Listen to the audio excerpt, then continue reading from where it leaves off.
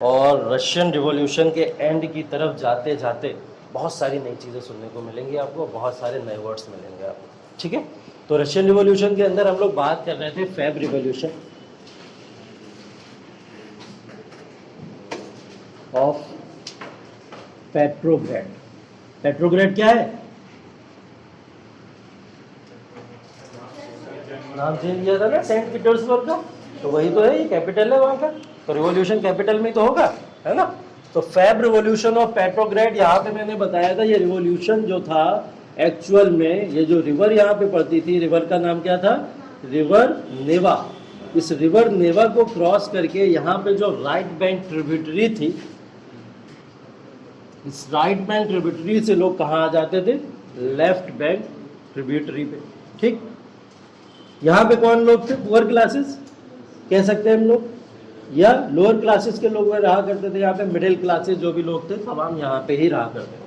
यहाँ पे कौन थे? रिच क्लास या अपर क्लास के लोग हुआ करते थे। ठीक है, बेसिकली अगर हम लोग बात करें तो यहाँ पे जितनी भी नोबिलिटी थी वो नोबिलिटी का ग्रुप यहीं पे रहा करता था। तो ये तमाम लोग यहाँ पे रिवॉल्यूशन करने यहाँ चले आते थे। ये टाइम है फेब रिवॉल्यूशन का, इससे पुरानी बातें हम लोग ने कर ली। फेब्रुवरी के दौरान क्या हुआ था कि राइट बैंक ट्रिब्यूटरी से सारे लोग कहाँ चले आए? लेफ्ट बैंक ट्रिब्यूटरी पे। यहाँ पे क्या करना पड़ा? निकोलस जार को फिर फाइनली रिजाइन करना पड़ गया। निकोलस जार ने क्या करा? यहाँ पे रिजाइन कर दिया, और रिजाइन करने के बाद में यहाँ पे पावर को अपने हाथों में किसने ले लिया? डायरेक्टली वहां की प्रोविजनल गवर्नमेंट। ठीक, पावर किसके हाथ में आ गई है? Provisional government. प्रोविजनल गवर्नमेंट ने इस पावर को अपने हाथों में ले लिया। ये बात कब की है? 1917 की। 1917 में प्रोविजनल गवर्नमेंट बढ़ गए, और उसके बाद में ये बहुत तेजी से आगे चल भी रही थी, जबरदस्त। ठीक, प्रोविजनल गवर्नमेंट तो स्टेट की थी, इसी के साथ में एक गवर्नमेंट और बनती चली गई, उसको हम लोग कहते हैं, वो गवर्नमेंट है आपकी पेट्रोग्रेड गवर्नमेंट। ठीक, पेट्रोग्रेड गवर्नमेंट क्या थी? जो सेंट्रल लेवल पे अथॉरिटी को लीड किया करती थी। प्रोविजनल गवर्नमेंट स्टेट लेवल पे अथॉरिटी को लीड किया करती थी, बहुत सारी स्टेट्स होती थी। ठीक है, तो ये दो टाइप की गवर्नमेंट उस समय चल रही थी रशिया के अंदर। अब इन दो टाइप की गवर्नमेंट को चलाने के लिए वहां के बहुत सारे लोग इनके सपोर्ट में थे, तभी ये गवर्नमेंट बन पाई, क्योंकि हमने देखा यहाँ पे वोटिंग्स हुई थी। ठीक है, वोटिंग्स हुआ था यहाँ पे, वोटिंग से बाद में इन गवर्नमेंट को चूज किया गया था। ठीक, चलिए, लेनिन भी है यहाँ पे, लेनिन भी आ चुके हैं यहाँ पे। लेनिन की बात हम लोग ने करी थी। लेनिन या व्लादिमीर लेनिन की अगर हम लोग बात करें तो व्लादिमीर लेनिन के बारे में थोड़ा सा पीछे चलते हैं जानने के लिए, क्योंकि व्लादिमीर लेनिन के बारे में यहाँ पे अचानक से सुनोगे तो थोड़ा सा कंफ्यूज हो जाओगे। ठीक, व्लादिमीर लेनिन के बारे में थोड़ा सा पीछे चलते हैं। वो थोड़ा सा पीछे चलने के लिए हम लोग बात करेंगे 1898 की। ठीक, 1898 में क्या हुआ था? कुछ बताया था मैंने? कुछ बताया था? ऐसे ही कुछ था, Russian socialist democratic workers party. ठीक, 1898 में फॉर्मेशन हुआ। 1898 में फॉर्मेशन के बाद में 1903 में इस पार्टी ने अपना नाम बदल के रख लिया RSDLP। ठीक, RSDLP। अच्छा, ठीक है, नहीं वो पीछे रिवाइज करा रहा था ना, अब हल्के आऊंगा जब आऊंगा, अभी रिवाइज करा रहा था। तो RSDWP जो थी, ठीक, वो हम लोग Russian socialist democratic workers party की बात करते थे पहले। 1898 में फॉर्मेशन हो चुका था। उसके बाद 1903 में इस पार्टी ने अपना नाम चेंज कर लिया, और ये क्या बन गई? अब लेबर पार्टी। क्या बन गई? लेबर पार्टी, बस नाम का चेंज है और कुछ नहीं। एक्चुअल में हुआ क्या था? यहाँ पे ये जो व्लादिमीर लेनिन है, यहाँ पे इसने आके इसको ज्वाइन किया था। ठीक, व्लादिमीर लेनिन ने क्या करा? हाँ, वर्कर और लेबर में अंतर? कोई अंतर नहीं है, लेबर फोर्स होती है, और जब लेबर की बात करते हैं तो हम लोग समाज के सभी लोगों को ले लेते हैं। ठीक है, और जब वर्कर्स की बात करते हैं तो किसी एक यूनिफिकेशन या किसी एक यूनियन की बात करते हैं। तो ये एक बहुत बड़ी डेमोक्रेटिक पार्टी बनाना चाहते थे। ठीक है, जिसके अंदर वर्कर जितने भी सोसाइटी के लोग हैं सारे लोग आ जाए। ठीक है, वो कोई भी लेबर हो, कोई भी किसी भी फोर्स से डिपेंड करता हो, वो सभी लोग इसके अंदर आ जाए, ये चाहते थे। ठीक, तो यहाँ पे क्या हुआ? व्लादिमीर लेनिन ने इसको ज्वाइन कर लिया 1903 के अंदर। 1903 में हाँ, क्या हो गया? जो राइट लिखे वो लेफ्ट है, वहां पे क्या है?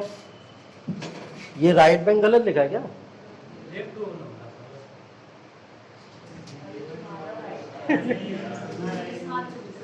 किधर से खड़े हो तुम? उधर तुम्हारी साइड से लिखा है, मेरा वाला लेफ्ट होगा, ये तुम्हारी तरफ से तुम्हारा वाला होगा, राइट ही है वो, ठीक है। वो अपनी तरफ से देखो, मैंने तुम्हारी तरफ से लिखा है, हाँ मैं वैसे ही लिखा, ठीक। मैं भी तो ऐसे ही खड़े होकर लिख रहा हूँ ना, ऐसे ही खड़े होकर थोड़ी लिख रहा हूँ। तो ऐसे ही तो होगा राइट, ठीक है। और राइट हैंड से ही लिखा है मैंने उसको, तो राइट उधर होगा ना। चलो ठीक। तो व्लादिमीर लेनिन ने 1903 में इसको ज्वाइन किया। जैसे ही ज्वाइन किया, इस पार्टी के अंदर एक बहुत बड़ा डिस्प्यूट हो गया। डिस्प्यूट होने की वजह क्या थी कि व्लादिमीर लेनिन जिस आइडियोलॉजी का था, वो आइडियोलॉजी बहुत ही ज़्यादा आक्रामक थी, ठीक है। मैंने बताया थे पहले, सोशलिज्म के कॉन्सेप्ट को लेके ये आए थे, लेकिन इन्होंने सोशलिज्म के कॉन्सेप्ट को धीरे धीरे धीरे धीरे धीरे कम्युनिज्म में बदलने की बात करने लगे थे, ठीक है। तो ये व्लादिमीर लेनिन जैसे पार्टी को ज्वाइन करते हैं, इस पार्टी के अंदर क्या होता है, एक विघटन हो जाता है, स्प्लिट हो जाता है, ठीक। ये पार्टी जो है अब आपकी कौन सी पार्टी, RSDLP, दो पार्ट में डिवाइड हो जाती है, ठीक। एक को बोला जाता है RSDLP और एक को बोला जाता है RSDLP। फिर क्या डिवीजन ही क्या हो गया, सेम ही तो है, सब सेम ही लिखा हुआ है, ठीक। ये RSDLP है बोल्शेविक वाले लोग, और ये RSDLP है मेंशेविक्स वाले लोग। मैंने बोला बहुत सारी नई चीजें सुनने को मिलेंगी इसके अंदर।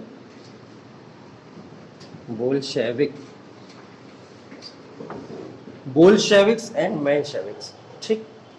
दो आइडियोलॉजी में ये पार्टी डिवाइड हो गई, एक थे बोल्शेविक्स और एक थे मेंशेविक। जैसे हम लोग कांग्रेस में पढ़ते हैं मॉडरेट और एक्सट्रीमिस्ट, बस सेम है, कुछ अलग नहीं। यहाँ पे भी ये पार्टी दो पार्ट में डिवाइड हुई, 1903 में स्प्लिट हुआ। स्प्लिट किस में कन्वर्ट हो गया, बोल्शेविक्स और मेंशेविक्स, ठीक। कहाँ, व्लादिमीर लेनिन बेटा, व्लादिमीर लेनिन, ठीक है। उनका क्या रोल था, मारे तुमको भी पकड़ गया, चिल्ला रहे इतनी देर से, तुम्हें समझ नहीं आया क्या रोल था उनका? रोल ये था कि उन्होंने 1903 के अंदर पार्टी को ज्वाइन किया था, इसी पार्टी को, जिस पार्टी की बात कर रहे हैं, RS कौन सी, DLP, ठीक। RSDLP को ज्वाइन कब किया उन्होंने, 1903 में, यही बात तो लिखी है मैंने यहाँ पे, 1903 में व्लादिमीर लेनिन ज्वाइन। और इसके बाद में जैसे इन्होंने ज्वाइन किया, RSDLP दो पार्ट में स्प्लिट हो गई, बट गई दो पार्ट में, और बट गई जो RSDLP बोल्शेविक्स थे और RSDLP मेंशेविक्स थे। RSDLP बोल्शेविक को जो लीड कर रहे थे, यहाँ पे लिख लो, वो थे व्लादिमीर लेनिन, ठीक। देखिए आते ही इतने बड़े लीडर हैं कि आते ही पूरी पार्टी को अलग लेके चले गए, बहुत बड़े लीडर, ठीक। तो व्लादिमीर लेनिन इसको लीड कर रहे थे, ठीक। मेंशेविक को लीड करने वाले थे जूलियस मार्टोव, जूलियस मार्टोव, ठीक। जूलियस मार्टोव इसको मेंशेविक पार्टी को यहाँ पे लीड कर रहे थे, ठीक है। तो ये कहानी यहाँ से शुरू हुई थी अप्रोक्स, हम लोग देखेंगे अगर मेंशेविक और बोल्शेविक्स की कहानी यहाँ से शुरू हुई थी। बोला जाता है कि बोल्शेविक की कुछ और खासियतें भी थी कि बोल्शेविक वहां पे मेजोरिटी में थे और मेंशेविक वहां पे माइनॉरिटी में थे, ठीक। बोल्शेविक मेजोरिटी में क्यों बोलूंगा मैं, क्योंकि यहाँ पे पीजेंट्स देख रहे हैं हम लोग, वर्किंग क्लास देख रहे हैं, एग्रीकल्चर वाले लोग देख रहे हैं, तो ये संख्या ज्यादा होती है ना किसी भी देश के अंदर, तो ये वाले लोग ज्यादा ही रहेंगे। तो बोल्शेविक पार्टी मेजोरिटी में थी वहां पे और मेंशेविक पार्टी के लोग माइनॉरिटी में थे। अब मैं आपको डिफरेंस बताता हूँ दोनों की आइडियोलॉजी में क्या था। बोल्शेविक और मेंशेविक की आइडियोलॉजी में डिफरेंस बेसिकली ये था कि बोल्शेविक आइडियोलॉजी जो बेसिकल थी वो आपका सोशलिज्म के कॉन्सेप्ट से आगे बढ़ चुकी थी। यहाँ तक सोशलिज्म है 1903 तक, दोनों पार्टी सोशलिज्म के ऊपर काम कर रही, लेकिन सोशलिज्म के कॉन्सेप्ट के ऊपर काम करते करते क्या होता है, ये दोनों की दोनों पार्टी यहाँ पे अपनी अपनी आइडियोलॉजी बना लेती है। अब दोनों आइडियोलॉजी जब बन गई तो एक आइडियोलॉजी बोलती है कि सोशलिज्म के कॉन्सेप्ट से थोड़ा आगे जाने की जरूरत है, और ये क्या बन जाते हैं, कम्युनिस्ट। क्या बन जाते हैं, कम्युनिस्ट। बोल्शेविक की आइडियोलॉजी कैसी है, कम्युनिस्ट आइडियोलॉजी है, इस बात को बहुत अच्छे से ध्यान रखिएगा। बोल्शेविक की आइडियोलॉजी कैसी है, कम्युनिस्ट आइडियोलॉजी है। मेंशेविक की आइडियोलॉजी कैसी हो जाएगी, फिर सोशलिस्ट आइडियोलॉजी हो जाएगी। क्लियर, ठीक है। तो जो मेजोरिटी में लोग हैं उन लोग की आइडियोलॉजी कैसी है, कम्युनिस्ट बन चुकी है। यहाँ पे किसकी वजह से, लेनिन की वजह से, ठीक। मेंशेविक की आइडियोलॉजी कैसी बन चुकी है, सोशलिस्ट बन चुकी है, किसकी वजह से, मार्टोव की वजह से। इन दोनों की वजह से ये पार्टी का स्प्लिट हुआ और इन दो पार्टी में ये लोग डिवाइड हो गए, ठीक। हाँ हाँ, जैसे मॉडरेट्स और एक्सट्रीमिस्ट थे यहाँ पे, वैसे यहाँ पे हम लोग यहाँ इन दोनों को देखते हैं, बोल्शेविक और मेंशेविक्स को।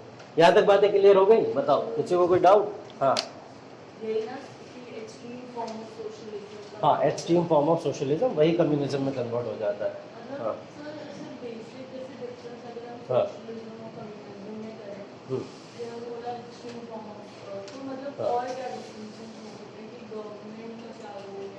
अच्छा अच्छा अच्छा, देखो मैं एक एग्जांपल देता हूँ आपको, शायद मैंने क्लास में एक एग्जांपल दिया भी है। गाय वाला एग्जांपल किसने सुना था? दिया था मैंने जब इकोनॉमिक्स पढ़ा रहा था। गाय वाला एग्जांपल एक्चुअल में होता क्या है कि कुछ आइडियोलॉजी हैं जिसमें हम लोग सोशलिज्म, कम्युनिज्म या डिक्टेटरशिप, मोनार्की, ये सब आइडियोलॉजी को पढ़ते हैं। अभी आप आगे आओगे बहुत आसानी से इन सब चीज़ों को पढ़ोगे। अभी मैं आपको एक एग्जांपल से छोटा सा दे देता हूँ, उसमें डिफरेंस बहुत क्लियर समझ आ जाएगा। सोशलिज्म और कम्युनिज्म में बेसिक डिफरेंस अभी ये ऐसे समझ आ जाएगा आपको। आप मान लीजिए कि कोई भी एक पर्सन है, उसने एक गाय पाली हुई है, ठीक। अब जो गाय है, गाय के दूध को बेचने के लिए उसके पास में राइट्स हैं। जिसने गाय पाली हुई है, राइट्स किसके पास में? उसी के पास में ना, सारे के सारे। गाय पालेगा, चारा खिलाएगा, चारा खिलाने के बाद में दूध को जाके बेच देगा, यही तो होगा। लेकिन सोशलिज्म का जो कॉन्सेप्ट है, सोशलिज्म में के अंदर क्या होता है कि जो गाय है उसको जिस पर्सन ने पाला, उस पर्सन को पालने के बाद में वो गाय अगर आपको 10 लीटर दूध दे रही है, तो 10 लीटर दूध को उठा के गवर्नमेंट क्या करेगी? इक्वली डिस्ट्रीब्यूट कर देगी सभी लोगों के बीच में। ये तुम्हारे पड़ोसी को नहीं मिल रहा है दूध, इसको नहीं मिल रहा है, इसको नहीं मिल रहा है, तुम मुझे दो और मैं इनको जाके दे देता हूँ। लेकिन उसके बदले में क्या देगी आपको? पैसा देगी, पैसा देगी, ठीक है। आपको पैसा मिल रहा है यहाँ पे, आपने जितना भी लीटर दूध यहाँ पे गाय का लिया और 10 लीटर दूध बिक गया आपका, और गवर्नमेंट ने आपको आके पैसा दे दिया। कम्युनिज्म आइडियोलॉजी इससे थोड़ी सी अलग है। कम्युनिज्म आइडियोलॉजी के अंदर वही पर्सन जिसने क्या करा, 10 लीटर दूध लिया है, 10 लीटर दूध लेने के बाद में गवर्नमेंट क्या करेगी? उस 10 लीटर दूध को अब वहाँ पे, जैसे मैंने बोला यहाँ पे इक्वली डिस्ट्रीब्यूट हो गया, वहाँ पे गवर्नमेंट क्या करेगी? पूरे राइट्स अपने हाथों में ले लेगी, सारे के सारे, ठीक। वो 10 लीटर दूध के ऊपर उसके राइट्स नहीं रहेंगे, 10 लीटर दूध के ऊपर किसके राइट हो जाएंगे? गवर्नमेंट हो जाएंगे, और गवर्नमेंट अब उसको डिस्ट्रीब्यूट करेगी। उसका प्रॉफिट जो होगा वो सामने वाले पर्सन को मिले या ना मिले, इसकी कोई गारंटी कम्युनिज्म के अंदर नहीं होती है, ठीक है। तो ये बेसिक डिफरेंस दोनों के अंदर होता है, ठीक। तो इस चीज़ को याद रखिएगा, सोशलिज्म और कम्युनिज्म के अंदर ये बेसिक आइडियोलॉजिकल डिफरेंस होता है। कम्युनिज्म बेसिकली बात तो वर्कर्स के राइट्स की ही करता है, लेकिन उसके बाद में भी हम लोग देखते हैं ये आइडियोलॉजी इतनी ज़्यादा एक्सट्रीम हो जाती है कि वर्कर्स के राइट भी इसके अंदर कहीं ना कहीं डिमोलिश हो जाते हैं, खत्म हो जाते हैं, ठीक है। तो ये बातें होती है। खैर इसके बारे में आइडियोलॉजी है, बहुत डिटेल आइडियोलॉजी है, हम लोग इसकी बात तो करने ही वाले हैं आगे। फिलहाल अभी हम लोग ने ये समझा कि ये दो पार्टी बोल्शेविक्स और मेंशेविक्स में डिवाइड हो गई। बोल्शेविक मेजोरिटी है, मेंशेविक माइनॉरिटी है। बोल्शेविक वाले लोग मेजोरिटी के अंदर हैं, तो किस आइडियोलॉजी को बिलोंग करेंगे? कम्युनिज्म को। और मेंशेविक वाले माइनॉरिटी में है, किसको बिलोंग करेंगे? सोशलिज्म को। यहाँ तक सारी बातें क्लियर? कोई दिक्कत किसी को? हाँ हाँ हाँ, वही लोग आ जाएंगे, वही लोग आ जाएंगे।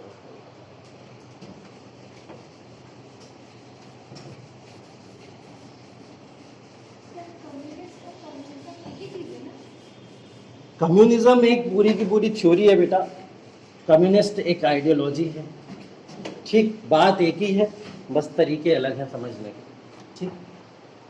जैसे हम लोग इकोनॉमी और इकोनॉमिक्स पढ़ते हैं ना, बस उसी तरीके का कॉन्सेप्ट है और कुछ। हाँ हाँ, तो कम्युनिस्ट विचारधारा, जो भी कम्युनिज्म को फॉलो करते होंगे उनकी विचारधारा कम्युनिस्ट बन जाएगी ना। हाँ, जो नेशनलिज्म को फॉलो करते होंगे वो नेशनलिस्ट कहलाएंगे, जो कम्युनिज्म को फॉलो करते होंगे वो कम्युनिस्ट कहलाएंगे। हाँ बेटा, कौन? कम्युनिज्म वाले। कम्युनिज्म वर्कर्स के राइट को दिलाने के लिए कहीं भी किसी भी हद तक जा सकते हो, ठीक है। तो वर्कर्स के राइट को दिलाने की बातें करते हो, और वर्कर्स को राइट दिलाने की गारंटी कौन ले लेता है? गवर्नमेंट खुद ले लेती है। गवर्नमेंट कहती है हम दिलाएंगे राइट, वर्कर्स तुम लोग की बस की बात नहीं, हम दिलाएंगे राइट, ठीक है। तो गवर्नमेंट की यहाँ मोनोपोली भी धीरे धीरे शुरू हो जाती है, प्रॉब्लम यहाँ पे, ठीक। चलिए यहाँ तक सारी बातें समझ आ गई। चलिए इन्हीं के अंदर कुछ और कीवर्ड्स हैं, वो भी यहीं पे समझ लो, आगे चल के वो दिक्कत ना करें, ठीक।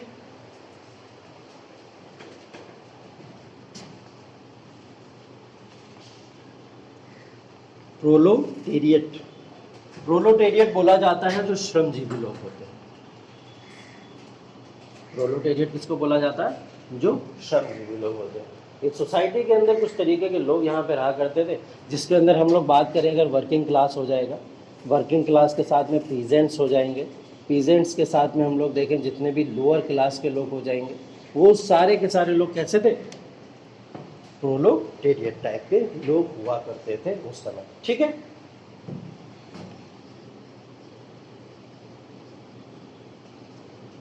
ठीक, इसको वैसे पढ़ेंगे तो वर्गीज, ठीक, लेकिन इसका मतलब जो होता है इसको प्रोनाउंशिएट किया जाता है कुछ इस तरीके से, बुर्जुआ।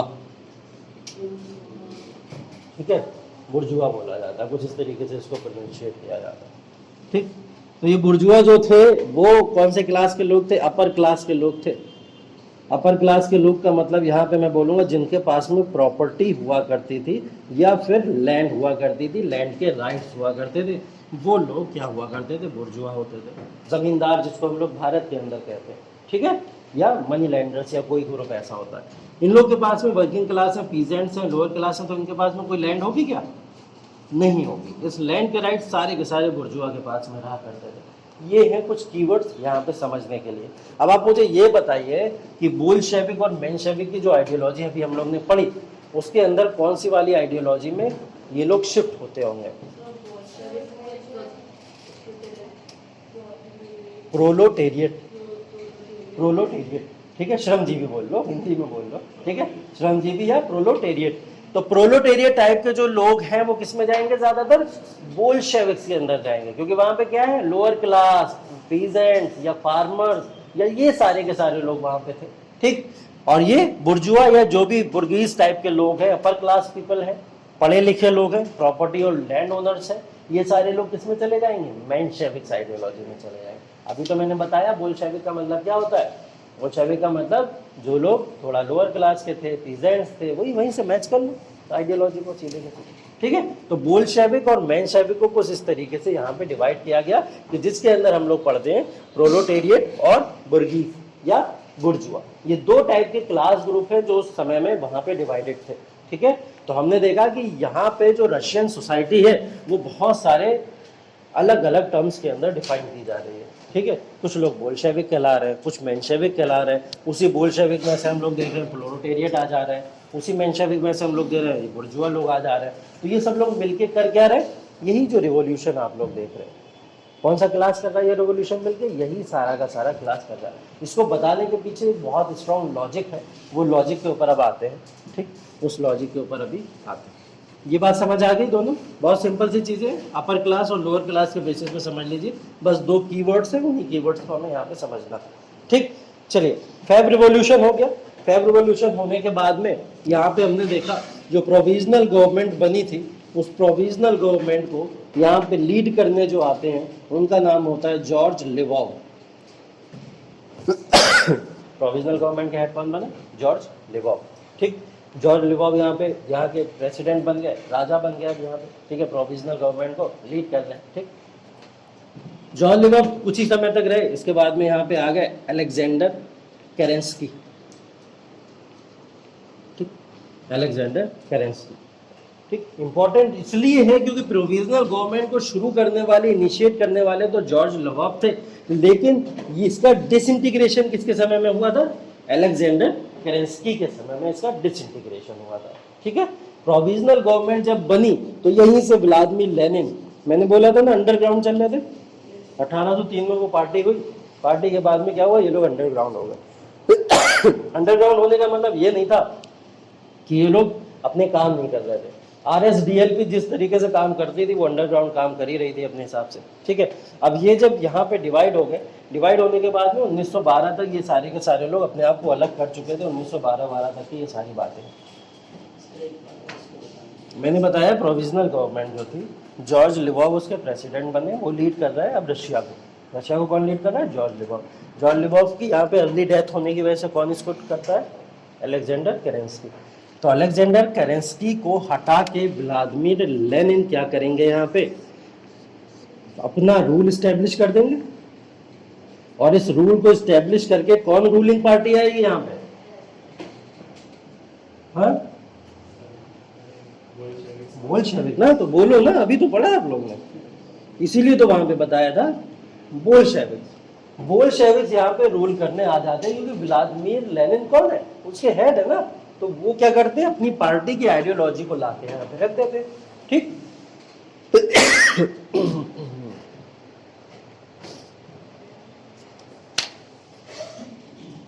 बहुत सिंपल है, निकोलस जार को हटाया, निकोलस जार को हटाने के बाद में प्रोविजनल गवर्नमेंट आ गई, वहां पे इलेक्शन होके, उसको किसने लीड किया, जॉर्ज लिवोव ने। जॉर्ज लिवोव की अर्ली डेथ की वजह से अलेक्जेंडर केरेंस्की वहां पे आ गए। अलेक्जेंडर केरेंस्की को किसने हटाया, व्लादिमीर लेनिन ने, और अपना रूल स्टैब्लिश कर दिया। क्योंकि व्लादिमीर लेनिन बोल्शेविक आइडियोलॉजी के थे, इसलिए बोल्शेविक पार्टी का रूल वहां पे आ जाता है। ठीक है, यहाँ पे व्लादिमीर लेनिन आने से पहले कुछ यहाँ पे प्रिंसिपल देते हैं जिसकी वजह से इनकी पार्टी जीतती है। इलेक्शन में जीतेगी क्यों, जब आप उसको मैनिफेस्टो दोगे ना कुछ, तो तभी तो लोग आपको सपोर्ट करेंगे। तो वो ये मैनिफेस्टो देते हैं व्लादिमीर लेनिन। यहाँ तक समझ आ रही है बात? हाँ बोलो बोलो बोलो।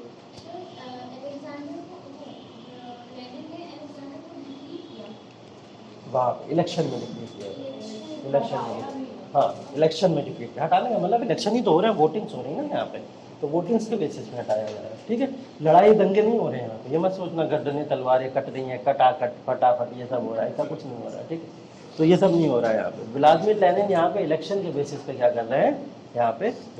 ठीक, तो यहाँ पे ये इलेक्शन का जब मैनिफेस्टो पेश करते हैं, उस इलेक्शन के मैनिफेस्टो को बोला जाता है अप्रैल थीसिस। अप्रैल थीसिस नहीं, यही है, यही है। थीसिस का मतलब ये वो नहीं है, रिसर्च करने वाला थीसिस नहीं है, नहीं वो नहीं।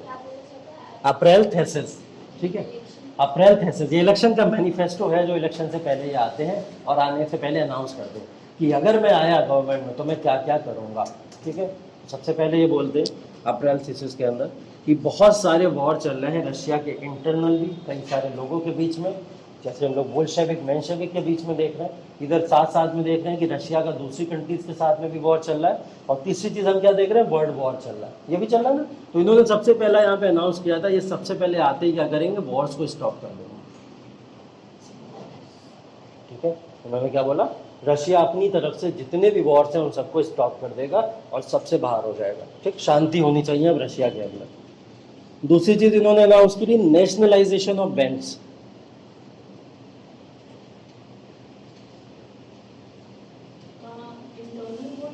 इंटरनल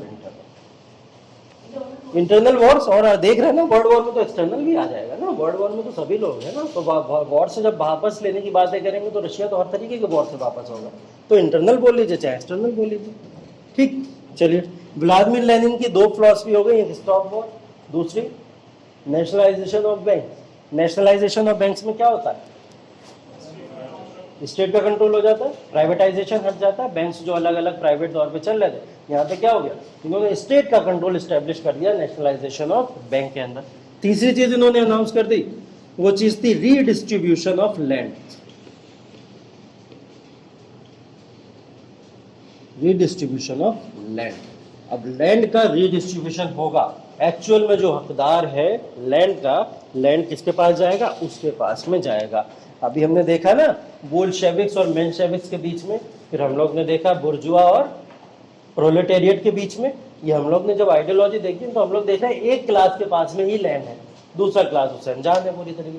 तो उन्होंने बोला रीडिस्ट्रीब्यूशन ऑफ लैंड किया जाएगा, जिससे लैंड सबको इक्वली डिस्ट्रीब्यूट कर दिया जाएगा। ठीक, ये तीन आइडियोलॉजी थी। अप्रैल थीसिस इसी को बोलते। अप्रैल थीसिस किसने दी थी, व्लादिमीर लेनिन ने दी थी। कब दी थी, इलेक्शन से पहले दी थी, और इलेक्शन में जीत के ये लोग क्या करते हैं, यहाँ पे अपनी बोल्शेविक पार्टी को बना देते हैं। ठीक, बोल्शेविक पार्टी आ जाती है। बोल्शेविक पार्टी जब यहाँ पे आती है तो बोल्शेविक पार्टी आती ऐसे नहीं, ये जो हम लोग फेब्रुअरी रिवॉल्यूशन पढ़ रहे थे, ठीक, फेब्रुअरी रिवॉल्यूशन ने निकोलस जार को हटाया, प्रोविजनल गवर्नमेंट बना दी थी।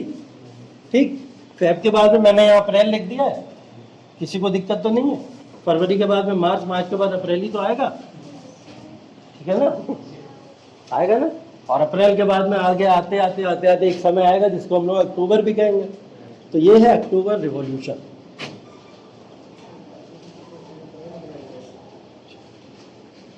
अक्टूबर revolution of Russia. April thesis के बाद में जब ये अप्रैल थीसिस जैसी कॉन्सेप्ट आया, इसके बाद में भाई इलेक्शन होने वाले थे, इन्होंने ये सब अनाउंस कर दिया था। ये सब अनाउंस करने के बाद में इन्होंने क्या करा, यहाँ पे अप्रैल थीसिस के बाद में इस चीज़ को अप्लाई किया। अक्टूबर रिवॉल्यूशन हुआ। अक्टूबर रिवॉल्यूशन के अंदर सबसे ज़्यादा जो मेन रोल प्ले किया था वो नाम है ट्रॉट्स्की। ये नाम और नोट कर लीजिएगा। अभी पार्टी बनी नहीं जीते। अप्रैल थीसिस अनाउंस किया था, अप्रैल में अप्रैल थीसिस अनाउंस किया है। जीतेगा मैं अक्टूबर के अंदर, तभी इसको अक्टूबर रिवॉल्यूशन कहते हैं हम लोग। ठीक है, अक्टूबर रिवॉल्यूशन क्यों कहते हैं? अक्टूबर के अंदर ये बोल्शेविक कब बनी है? अक्टूबर के अंदर, अक्टूबर 1917 में बनी।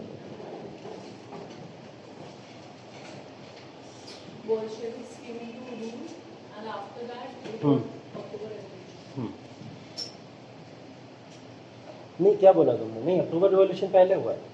अक्टूबर रिवॉल्यूशन हुआ, उसके बाद में फिर बोल्शेविक का फॉर्मेशन हुआ है। ठीक है, मैं बताता हूँ, फिर से बताता हूँ। सांस लो वापस लंबी, गहरी गहरी गहरी गहरी। ठीक है, हाँ गुड। ठीक, चलिए फेब्रुअरी रिवॉल्यूशन हो गया। सब लोग फेब्रुअरी रिवॉल्यूशन, इतनी भी मतलब बदबू आने लगे यहाँ पे। ठीक है, तो फेब्रुअरी रिवॉल्यूशन हो गया। फेब्रुअरी रिवॉल्यूशन होने के बाद में हमने देखा कि यहाँ पे फेब में किसको हटाया गया? निकोलस जार को हटाया गया। निकोलस जार के बाद में रूल करने कौन आया था? लेवॉव आए थे। लेवॉव के बाद में अलेक्जेंडर केरेंस्की को देख लिया हम लोगों ने, यहाँ तक बात हो गई। ठीक, अब ये मैंने बोला कि फेब से, फेब में ही तो हटा के तुरंत गवर्नमेंट नहीं आ जाएगी ना, प्रोविजनल गवर्नमेंट चल रही है अभी।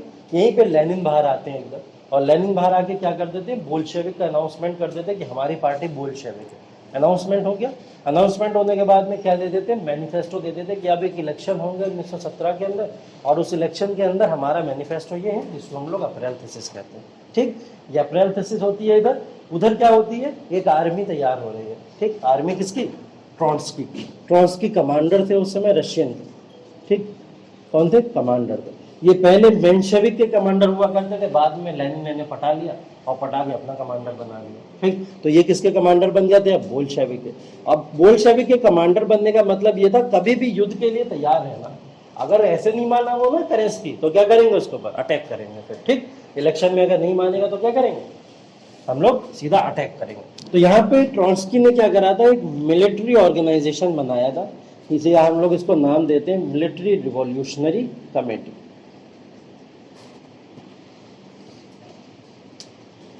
ठीक, अभी भी गवर्नमेंट नहीं बनी है। ठीक, वापस से बोल रहा हूँ, अभी भी गवर्नमेंट नहीं बनी है। ये दौरान हो रहा है, अप्रैल थीसिस अनाउंस कर दिया गया है। अप्रैल थीसिस अनाउंस करने के बाद ट्रॉट्स्की को एक तरफ तैयार करके रख दिया गया कि अपनी एक कमांडिंग फोर्स या सेना को लेकर तैयार रहिए आप। अगर केलेंस्की नहीं मानते तो हम क्या करेंगे? अटैक करेंगे। तो ये तैयार होते हैं ट्रॉट्स्की यहाँ बोल्शेविक को लीड करने के लिए, और मिलिट्री रिवॉल्यूशनरी कमेटी बनाते हैं। ये रिवॉल्यूशनरी कमेटी पूरे देश भर के जितने भी बोल्शेविक आइडियोलॉजी के लोग होते हैं उन सबको कलेक्ट करके एक प्लेटफॉर्म पर ले आते हैं। ठीक है, यूनिफिकेशन हो जाता है। हाँ, अप्रैल थीसिस से, वही तो बता रहा हूँ अभी। अप्रैल थीसिस मैंने बताया ना, अप्रैल थीसिस अनाउंस हो गया। अप्रैल थीसिस अनाउंस होने के बाद में इन्होंने क्या करा? एक ऑर्गेनाइजेशन बनवा दिया लेनिन ने। लेनिन ने क्या करा? बोले सिर्फ इलेक्शन के बेसिस पे तो नहीं जीत सकते, हो सकता है हमको दूसरे भी हथियार अपनाने पड़े। तो दूसरा हथियार क्या है? हम लोग अटैक भी कर सकते हैं। तो इन्होंने ट्रॉट्स्की से मदद ली। ट्रॉट्स्की कौन थे? कमांडर थे आर्मी के। इन्होंने क्या करा? मिलिट्री रिवॉल्यूशनरी कमेटी बनाई, और इस कमेटी ने देश भर के जितने भी बोल्शेविक थे सबको एक प्लेटफॉर्म पे लाके कलेक्ट कर लिया। यहाँ तक बात क्लियर? ठीक, यहाँ तक हो गया क्लियर? अब इसके बाद में जब ये पूरी की पूरी कमेटी बन गई, इलेक्शन हुए यहाँ पे। इलेक्शन होने के बाद में वो समय कब आ चुका था? अक्टूबर। अक्टूबर के अंदर अलेक्जेंडर केरेंस्की को यहाँ पे हरा के यहाँ पे क्या करा जाता है? अक्टूबर रिवॉल्यूशन इसको कहा जाता है, कि जब लेनिन अपनी पार्टी को फॉर्म कर देते हैं और बोल्शेविक का रूल आ जाता है। ठीक है, बोल्शेविक को रूल को ही क्या कहा जाता है? अक्टूबर रिवॉल्यूशन कहा जाता है। ठीक, क्या कहा जाता है? October revolution. किसको? बोल्शेविक के फॉर्मेशन को।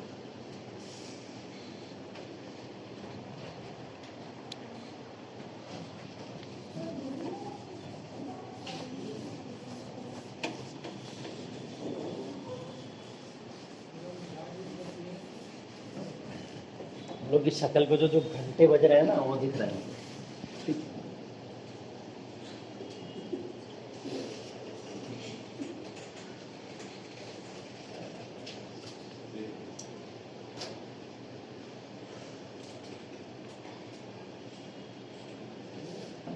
रशियन रिवॉल्यूशन को हम लोग क्या बोलते हैं? जो फेब का रिवॉल्यूशन हुआ और अक्टूबर का रिवॉल्यूशन हुआ, यही तो है रशियन रिवॉल्यूशन। जब शुरू में चैप्टर की बात की थी यही बताया था मैंने आपको, ठीक। फेब रिवॉल्यूशन किसको बोलते हैं बताओ? निकोलस जार के रिजाइन को हम लोग क्या बोलते हैं?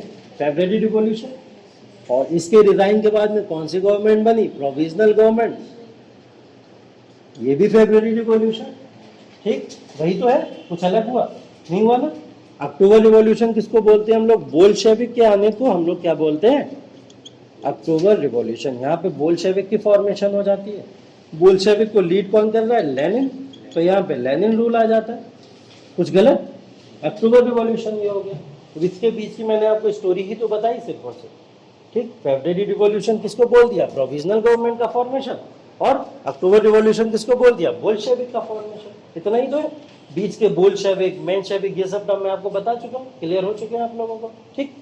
तो मैंने ये बताया फेब्रुअरी रिवॉल्यूशन से अक्टूबर रिवॉल्यूशन के बीच में क्या क्या हुआ, उस घटनाओं की बात करी।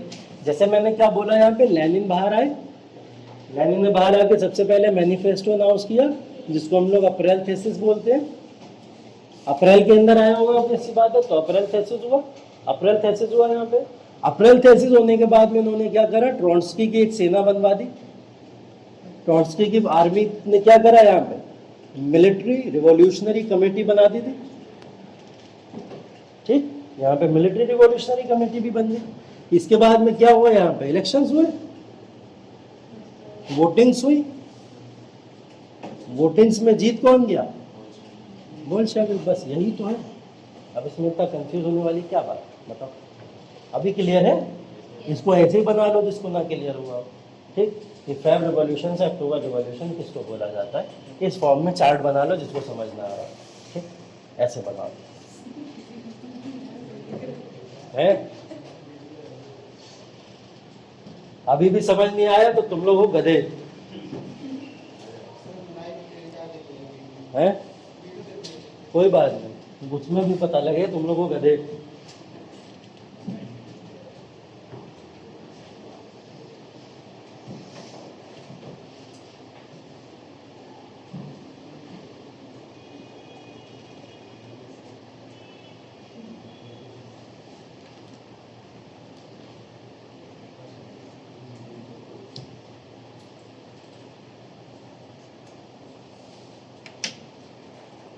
हाँ, कौन कौन गधा है बताओ? किसको समझ नहीं आया? कोई बोलेगा नहीं ना कि गधा बोल दिया, आप क्यों बोले? चलो, अच्छे बच्चे कौन कौन है जिनको समझ नहीं आया बता दो, बता दो, फिर से बता दूंगा, कोई दिक्कत नहीं। हाँ, आ गया समझ?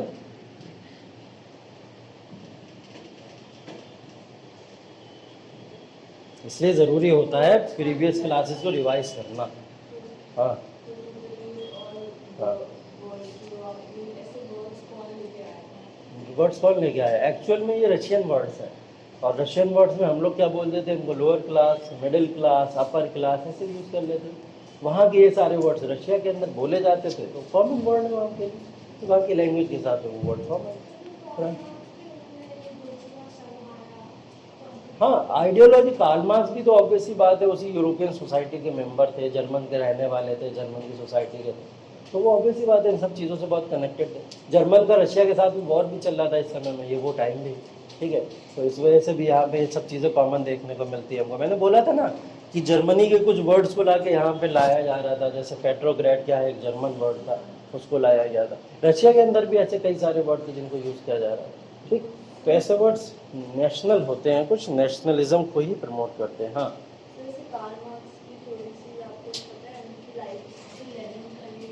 हाँ,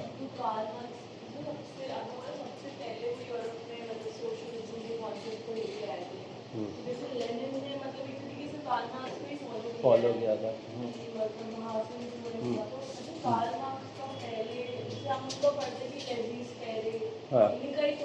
हाँ हाँ, एकदम, हाँ हाँ हाँ,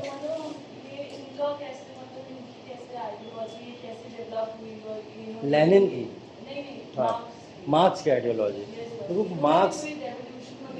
मार्क्स एक इंडिपेंडेंट स्कॉलर थे, काफ़ी सारी किताबों पे, बुक्स पे, इन सब पे काफ़ी काम करते रहते थे, और एक रिफॉर्मर टाइप के थे सोसाइटी के अंदर, कुछ चीज़ों को रिफॉर्म करने की बात करते थे। तो कार्ल मार्क्स के एक दोस्त थे, उनका नाम था फ्रेडरिक एंजल्स, ठीक है, नाम याद रखिएगा। कार्ल मार्क्स के एक दोस्त थे फ्रेडरिक एंजल्स, ये दोनों लोग दोस्त थे आपस में।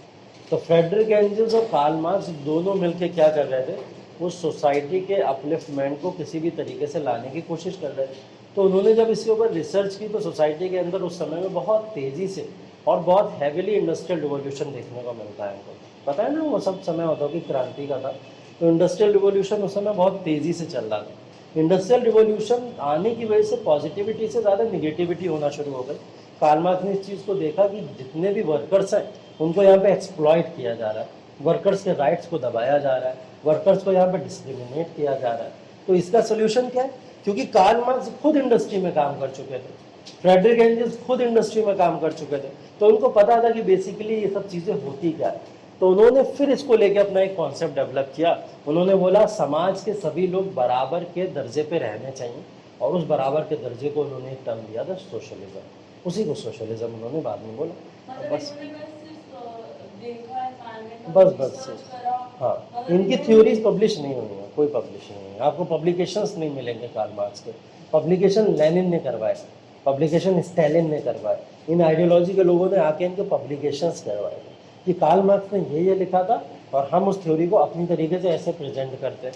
उनकी थ्योरी भी लिखी, अपनी थ्योरी भी लिखी। तो उस समय कार्ल मार्क्स नहीं कर पाए, क्योंकि कार्ल मार्क्स लोगों के अंदर क्रांति तो जगा गए थे, लेकिन क्रांति जगाने के बाद उनके पास में रिसोर्सेज नहीं थे कि वो उस क्रांति को बहुत तेज़ी से आगे तक ले जा सकते। इनके पास में रिसोर्सेज मिल गई थी, बोल्शेविक, मेंशेविक, सब ये सारी चीज़ें देख रहा हूँ, ठीक है। तो ये अक्टूबर रिवॉल्यूशन हो गया। अक्टूबर रिवॉल्यूशन होने के बाद में सत्ता किसके हाथों में, बोल्शेविक्स के हाथों में आ चुकी है, ठीक है। फाइनली इतना बड़ा रिवॉल्यूशन जो हुआ वो किसके लिए हुआ था, लेनिन के यहाँ पे अपनी पार्टी के फॉर्मेशन के लिए हुआ। अक्टूबर रिवॉल्यूशन हो गया जब यहाँ पे, तो इस अक्टूबर रिवॉल्यूशन के बाद में बोल्शेविक का फॉर्मेशन क्या मेंशेविक को खत्म कर देगा? मेंशेविक भी तो चल रही है एक आइडियोलॉजी, हम लोग देख रहे हैं कोली एक आइडियोलॉजी मेंशेविक भी चल रही। तो वो मेंशेविक की आइडियोलॉजी जो थी वो क्या यहाँ पे खत्म हो गई या वो आगे चली? हम लोग इसके ऊपर थोड़ी सी अब चर्चा कर लेते हैं। हुआ ये कि यहाँ पे जैसे ही बोल्शेविक का फॉर्मेशन हुआ, लेनिन का रोल आया, मतलब हम लोग इसको कह दें कि मेजोरिटी रूल आ गया, कह रहे मेजोरिटी रूल आ गया। Majority rule of the government क्या करेंगे, माइनॉरिटी को सप्रेस करने की कोशिश।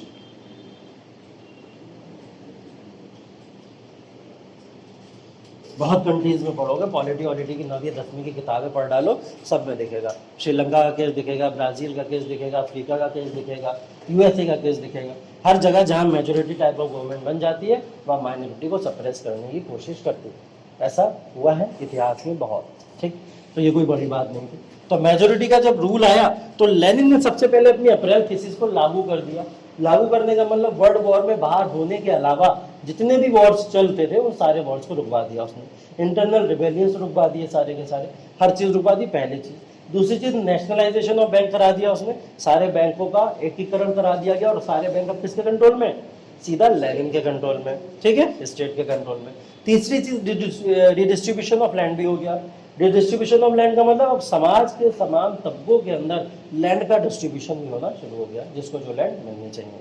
उसके बाद भी बोल्शेविक के जो लोग थे वो अलग ही अपने गुरूर में थे कि हमारी गवर्नमेंट बनी है, मेंशेविक वाले हमारी बात क्यों नहीं मानते, तो वो माइनॉरिटी को सप्रेस करेंगे।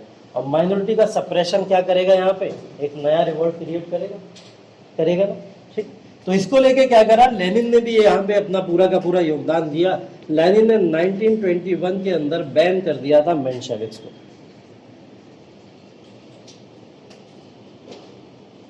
1921 में मेंशेविक्स को बैन कर दिया, किसने, लेनिन ने। अब मेंशेविक्स बैन हो गया, तो बैन होने के बाद में ऑब्वियसली बात है, बैन तो भाई पहले बोल्शेविक भी था, तो क्या वो इंटरनली वर्क नहीं कर रहा था, कर रहा था ना, तो मेंशेविक को भी आप बंद कर दीजिए, मेंशेविक भी इंटरनली वर्क करेगा, ठीक है। तो मेंशेविक भी यहाँ पे इंटरनली वर्क कर रहा था। अब देखिए हुआ क्या,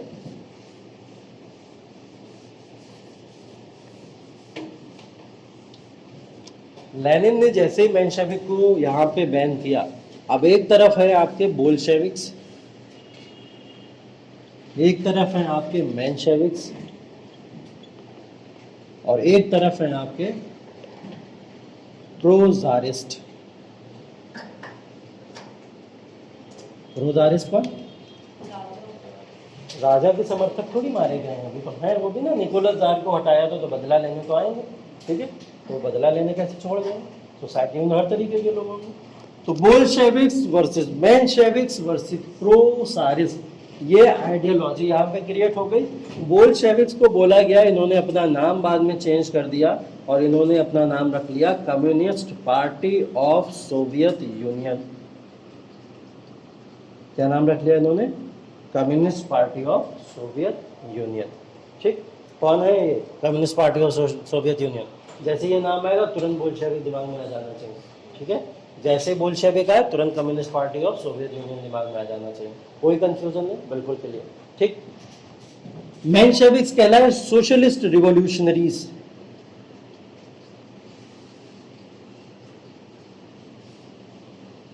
सोशलिस्ट रिवॉल्यूशनरीज। अब इतनी सारी कहानी पढ़ने के बाद आप लोग जितने भी यहाँ पे बैठे हुए, सबका एरिया ऑफ इंटरेस्ट सब यहाँ पे टिका हुआ होगा, है यहीं पे होगा, और सब लोग को लग भी अच्छा रहा होगा, चलो लेनिन आ गया, क्रांति हो गई, सब हो गया, बहुत सही हो गया, रशिया के अंदर रिवॉल्यूशन हो गया, ठीक है, अक्टूबर रिवॉल्यूशन हो गया।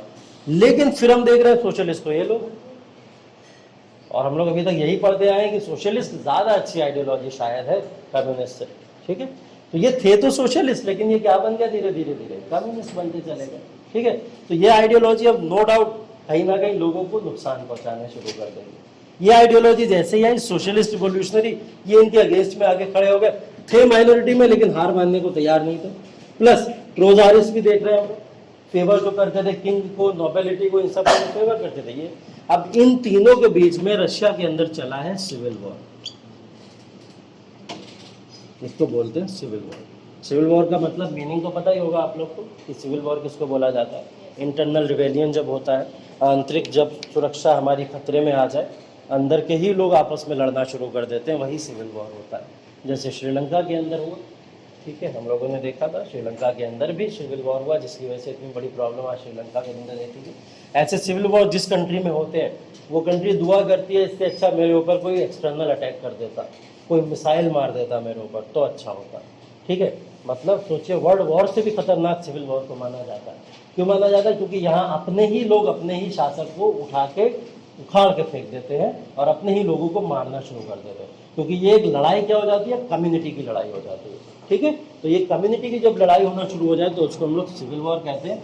ये सिविल वॉर जैसी सिचुएशन यहाँ पे शुरू हुई और 1921 से लेकर 1948 तक हम लोग देखते हैं सिविल वॉर की कंडीशन वहाँ पे लगातार चलती रही है। रूल किसका चलता रहेगा? इन लोग का चलता रहेगा और बोल्शेविक का रूल चलता रहेगा। बोल्शेविक के रूल में इनके बाद में जैसे ही लेनिन जाते हैं, लेनिन के बाद में इसको संभालने के लिए आ जाते हैं Stalin. Same ideology, same belief, और स्टालिन आके यहाँ पे अपनी गवर्नमेंट का फॉर्मेशन करते हैं। कौन? ये भी कौन है? बोल्शेविक ही है। मतलब अब बोल्शेविक नहीं कहेंगे। अगर आपसे कोई पूछे कि स्टालिन बोल्शेविक थे, नहीं, अब स्टालिन कौन थे? कम्युनिस्ट पार्टी, ठीक है, क्योंकि अभी कम्युनिस्ट पार्टी आ चुकी है। तो ठीक है, हम लोग बोल्शेविक की बात कब तक कर रहे हैं? लेनिन तक कर रहे हैं। अब जैसे स्टालिन आएंगे, स्टालिन कौन हो जाएंगे? बोल्शेविक से हटा दो, यहाँ पे आ जाओ तुरंत, communist party of Soviet union के लीडर हो जाएंगे, ठीक। स्टालिन जैसे ही आए, इन्होंने एक बहुत बड़ा चेंज तो नहीं कहेंगे, हाँ बचेंगे थोड़ी, कब तक रहेंगे, उम्र हो गई इनकी बेचारों की, ठीक। तो ये सिविल वॉर चल रहा है, ये देखिए चलता रहेगा। मैंने बोला 1940s तक चलेगा ये सिविल वॉर। ये सिविल वॉर तब तक चला जब तक हम लोग ने देखा कि ये जो आर्कटिक ओशन की ट्रीटी साइन हुई थी। आर्कटिक ओशन की ट्रीटी ने एक ट्रीटी साइन ऐसी की थी जो वर्ल्ड के अंदर बहुत सारी पावर्स जो थी, इधर उधर आपस में स्ट्रगल, संघर्ष, ये सब चीज़ें जो हुआ करती थी, उसको लेके जब तक कमेटी ना बना दी। आपको पता है सेकेंड वर्ल्ड वॉर जब हो गया था, उसके बाद यूनाइटेड नेशन का फॉर्मेशन हुआ, यूनाइटेड नेशन चार्टर आया, और यूनाइटेड नेशन चार्टर ने बहुत कुछ चेंज किया। इंटरनेशनल रिलेशन में IR में ये सब चीज़ें आप पढ़ेंगे, सर आप लोग को पढ़ाएंगे।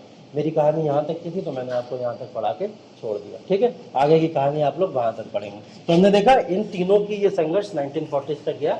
उसके बाद क्या हुआ वो आप IR के अंदर बात करेंगे, ठीक। चलिए, हुआ क्या कि ये जो स्टालिन आए, स्टालिन ने आके अपनी यहाँ पे एक फिलॉसफी को लॉन्च किया। वो फिलॉसफी इन्होंने बोला इसको स्टालिनिज्म। और ये स्टालिनिज्म को अगर आप सिनोनियम में देखें तो ये वही है जिसकी हम लोग ने पीछे बात की थी, क्या? कलेक्टिवाइजेशन। कलेक्टिवाइजेशन क्या था? लैंड्स को इक्वल, कई सारे लोग आपस में क्या करते थे, मिला लिया करते थे, और मिलाने के बाद क्या करते थे, उसके ऊपर जो भी था टैक्स बचा लिया करते थे और लोगों को ऐसा ट्रीट करते थे। तो स्टैलिन ने बोला कि हम अपनी इकोनॉमी को स्ट्रॉन्ग करने के लिए कलेक्टिवाइजेशन को इम्प्रूव कर सकते हैं। तो स्टैलिन ने क्या करा, यहाँ पे लोगों के ऊपर कंपलसरी कर दिया। अभी पहले क्या होता था, लोग अपनी मर्जी से करते थे ना, जिसके साथ चाहते थे उसके साथ किया करते थे। इन्होंने क्या करा, स्टैलिन ने आगे कंपलसरी कर दिया। अब जब लोगों के ऊपर जब प्रेशर बनाया जाता तो लोग उससे भागते, अपनी मर्जी से करेंगे खुश, तो यहाँ पे लोगों ने इसको अपोज करना शुरू कर दिया। और वही अपोजिशन वाले मेंशेविक थे, प्रोजायरिस्ट थे, और कुछ बोल्शेविक के लोग भी इसी अपोजिशन में जुड़ गए। ठीक है, तो ये सिविल वॉर हम लोग जो देखते हैं इसलिए इतना लंबा चला, 1940s तक ये सिविल वॉर यहाँ पे चला गया। ठीक है, अब इसका जो है इम्पैक्ट क्या पड़ा, ग्लोबल इन्फ्लुएंस की अगर हम लोग बात करें, इस पूरे के पूरे रशियन रिवॉल्यूशन के ग्लोबल इन्फ्लुएंस के बारे में बताइए। इम्पैक्ट अगर आप लोग बताएंगे तो क्या इम्पैक्ट पड़ा होगा रशियन रिवॉल्यूशन का, दुनिया के ऊपर क्या इम्पैक्ट पड़ा होगा, बताएं। इंडिया के अंदर क्या आया, communist party of India I. ठीक है, चलो ये इंडिया के केस में हो गया, communist party of India I, impact मान लिया है। और कुछ, सोशलिज्म का कॉन्सेप्ट मिला हमें यहाँ से। ठीक है, गुड, ठीक है, वो यहाँ पे आ गया। जैसे communist party of India I, उसी के अंदर हम लोग देखेंगे कम्युनिज्म की आइडियोलॉजी भी यहीं पे आ गई। और कोई इम्पैक्ट बता,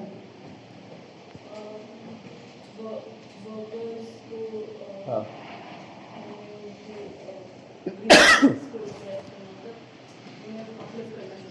वर्कर्स यूनियन कहाँ से मिले हमें, यहीं से मिले। आइडियोलॉजी सोशलिज्म की जहाँ आ जाए, कम्युनिज्म की जहाँ आ जाए, इंडस्ट्रीज बनना जहाँ शुरू हो जाए, वहाँ पे वर्कर्स यूनियन भी बनना शुरू हो जाए। तो वर्कर्स यूनियन भी कहाँ मिल जाएंगे, नहीं मिल जाएंगे। तो आज के समय में आप बहुत सारी कंट्रीज़ के अंदर देखते हो कि वर्कर्स के अलग अलग यूनियन इंडस्ट्रीज़ के बने हुए, कहाँ से मिलेंगे, यहीं से। और कुछ रशिया के रिवोल्यूशन,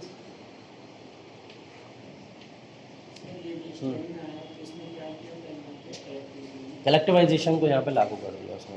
कलेक्टिवाइजेशन का लोग विरोध क्यों करें, क्योंकि ये प्रेशराइज करके किया गया था। ठीक है, कलेक्टिवाइजेशन लोग किया जरूर करते थे, लेकिन अपनी मर्जी से किया करते थे। इसने सबके ऊपर कंपलसरी कर दिया।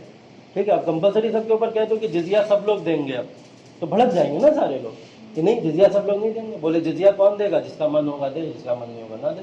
ज़कात कौन देगा, जिसका मन हो, जिसका दे, जिसका ना हो ना दे। तो अगर ऐसी चीज़ें करी जाएंगी, या टैक्सेस के फॉर्म में अगर किसी से अगर आप ज़बरदस्ती टैक्स लो और एक के ऊपर आप कह दो कि आप फ्री हो, दो अपने हिसाब से। जैसे आप लोग देखते हो ना, इस्लामिक लॉ के अकॉर्डिंग कुछ टैक्सेस देना कंपलसरी है। ठीक है, ज़कात वगैरह देते हैं आप लोग। अब ज़कात को गवर्नमेंट अनाउंस कर दे कल से कि कंपलसरी है हर इंसान को हर महीने में ज़कात देना, बढ़ जाएंगे ना लोग यहाँ से, क्योंकि हम तो फ्री है, हमारे पास फ्रीडम है। एक्चुअल में इस्लाम नहीं बोला है उसको कि आपको ज़कात देना कंपलसरी है, लेकिन कई सारे लोग आज के समय में भी नहीं देते। क्यों नहीं देते, वो उनके अपने पर्सनल रीजन होंगे, लेकिन अगर कंपलसरी कर दिया गया तो क्या देंगे लोग, नहीं देंगे, भड़क जाएंगे उल्टा गवर्नमेंट के ऊपर। तो ये चीज़ें होती हैं। तो इस वजह से ही हम लोग यहाँ पे भी देखते हैं कि लोगों के ऊपर जब आप प्रेशर करोगे तो लोग उससे दूर भागना शुरू हो जाते हैं। तो रशियन रिवॉल्यूशन का ग्लोबल इन्फ्लुएंस ये था कि कम्युनिज्म को ये लाने वाला था। कम्युनिज्म फिर उसके बाद में हमने देखा बहुत सारी कंट्रीज़ में वर्ल्ड की कम्युनिज्म आना शुरू होगी। जैसे आपने इंडिया का एग्जाम्पल दिया, इंडिया के अलावा जर्मनी देखें अगर हम लोग, जर्मनी के अंदर भी कम्युनिज्म की या कम्युनिस्ट पार्टी ऑफ जर्मनी बन गई। उसके अलावा हम लोग देखें अगर इटली के अंदर देखें, इटली में भी कम्युनिज्म का बहुत जोर शोर रहा उस समय में।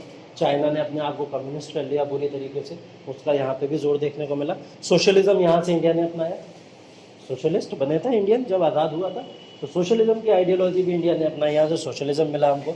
वर्कर्स यूनियन तमाम कंट्रीज़ ने यहाँ से अपनाना शुरू कर दिया। एक समय तो ऐसा था लोग इंडस्ट्रीज़ को ख़त्म करने की फिराक में लग गए थे, बोले कि इंडस्ट्रीज़ क्या कर रही हैं, लोगों को एक्सप्लॉइट कर रही हैं, तो इंडस्ट्रियलाइजेशन को ख़त्म कर दिया जाए। लोगों ने कार्ल मार्क्स को कुछ इस तरीके से समझा। ठीक है, लेकिन इन लोगों ने आके ये चीज़ बताई कि इंडस्ट्रियलाइजेशन बुरा नहीं है, इंडस्ट्रियलिस्ट बुरे हैं। ठीक है, तो कोई भी नेशन बुरा नहीं होता, नेशन के लोग बुरे हो सकते हैं। ये आइडिया इन्होंने यहाँ से क्रिएट करना शुरू किया। तो इस आइडिया को लोगों ने समझा और धीरे धीरे समझ के उसके सॉल्यूशन ढूंढे। उसके सॉल्यूशन के फॉर्म में ये सब चीज़ें हमको labour party, workers union, workers organisation, ठीक है, रिवोल्यूशनरी कमेटीज़, ऐसी बहुत सारी चीज़ें हमको यहाँ देखने को मिलती हैं। ठीक है, तो ये सब ग्लोबल इन्फ्लुएंस था। रशियन रिवोल्यूशन आपका यहीं तक था। थैंक यू सो मच, यहीं तक इसको एंड करते हैं।